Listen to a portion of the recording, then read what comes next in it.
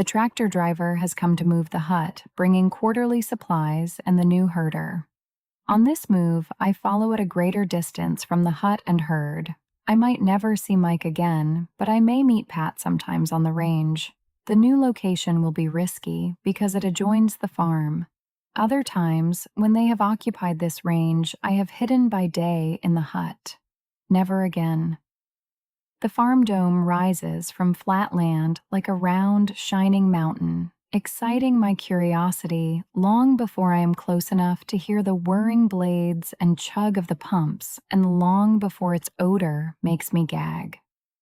Over time, Pat and Mike have mentioned this place where animals and plants are reduced to powders and liquids and loaded on trains that go to the town or the mines. They have said little about the town, a place, by the tone of their utterings, that must be as terrible as the mines. Yet the town provides what I will need most: nutrition packets and water and protection from the sun and wind. The goats crowd in a shady grove of trees, and kids pull on teats and butt their heads on their mother's sacks to make the milk come down. I love the way each kid knows its mother and each mother knows its kid. When I was kid size, I crawled among them, nosing milk sacks. Even then, pretending I belonged to them. Crouched in the herd, I watch Mike stride away until he is hidden behind the trains that circle the dome. What will happen if I follow him into the farm? What will happen if I jump onto a train?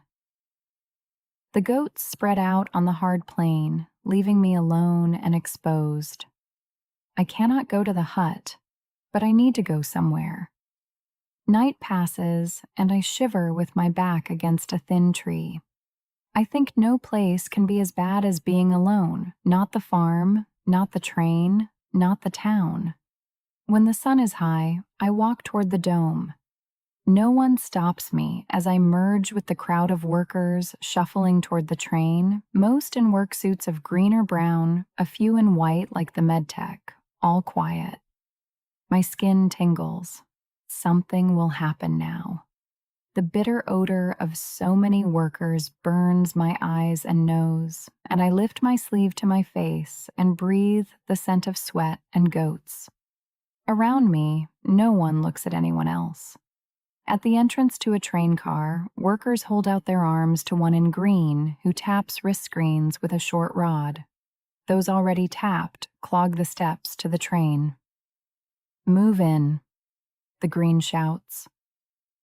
Workers on the steps move up the steps and disappear, and the entire line outside presses forward. The green orders them back. The train jolts, wheels roll forward, and another car stops. "Next," the green shouts. Those ahead of me raise their wrists to be tapped by the green. Do they know where they are going? Does it matter? And what will happen when the worker in green taps my wrist screen? Something new. Whatever it is, I want it. I do not resist when my wrist screen fails the test of the rod. The green pulls up my sleeve and squeezes my arm in the place where the port should be. "Dummy," the green shouts. Two workers in gray close in and snap a metal band on my wrist. They hook the band to a chain. The green worker clicks his wrist screen in front of my eye. "My catch," he says. I am known. The grays pull me along a platform to another car, one without steps. A gray unsnaps my chain, while the other slides open the door. Together, they push me up and inside. I fall forward, and my hands and knees scrape the floor. For a moment, before they shut the door, I see others hunched against the wall. Outlaws. They smell like fresh air and make sounds like swarming bees. Standing, I sway and stumble as the train jerks.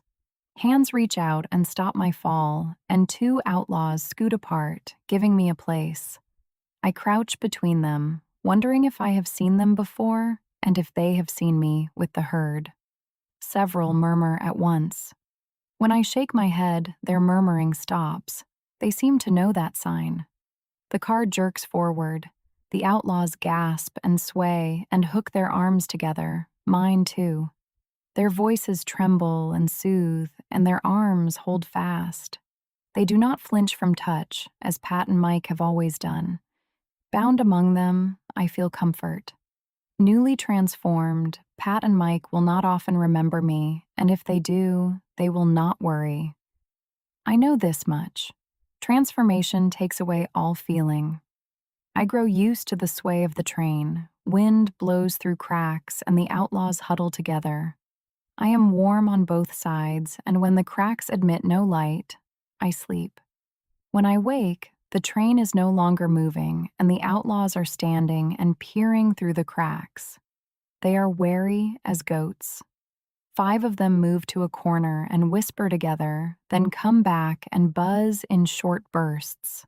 The others straighten and nod. I stand with them, feeling included, understanding the nod, but not what I may have agreed to do. When a rumble outside grows louder, they lift their heads and fix their eyes on the door. It slides to a narrow opening, and 3 gray workers with clubs and chains jump inside. At once, 5 outlaws seize the grays and begin to struggle. Another outlaw shouts and waves, and one beside me jumps through the opening, right away, followed by others. I jump too. My robe flows up as I drop beside the train. On all sides, grays and outlaws roar and grunt, the grays swinging clubs and chains. I duck a club, grab a chain, and pull a gray down. A struggle behind me pushes me to the ground. When I try to crawl away, a tug on my ankle pulls me flat. I lie still as a gray snaps a chain to the metal band on my wrist.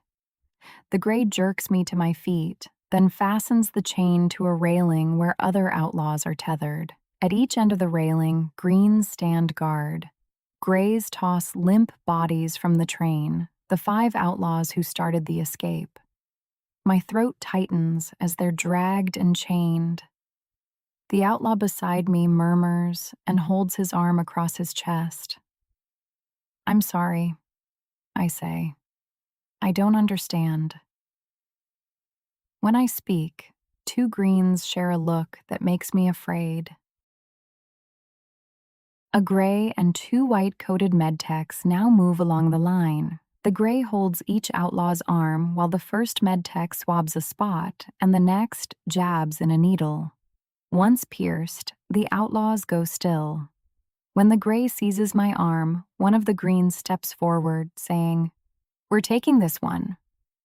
"Not on your life," the gray says. The green grabs my chain, but the gray elbows him away, saying, "Stop interfering. A mine car is coming for this bunch." A medtech lifts the sleeve of my robe and swabs my arm, preparing for the jab. I look for help to the outlaw on my left, but his face now sags and his eyes are still. The green pushes the medtech away. "This one's an organizer. Security wants it."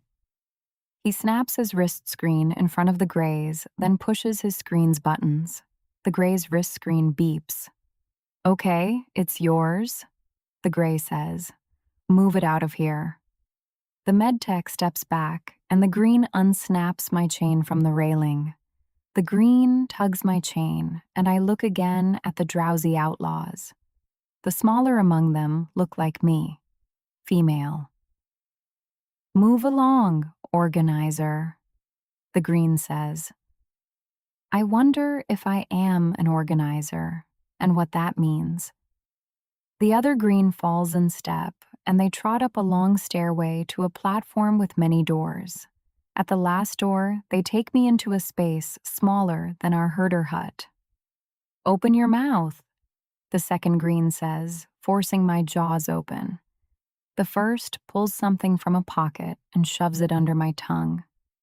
The second clamps my jaws shut. "You'll be all right," the first says. Peace touches my forehead like a tender breeze, then flows to my cheeks, my chest, my limbs. The greens leave. For a while, I lean against the wall, then slide down and rub my cheek against the stone floor, imagining it a soft kid goat. The greens did not smell bad. I might be having a dream. It is nice.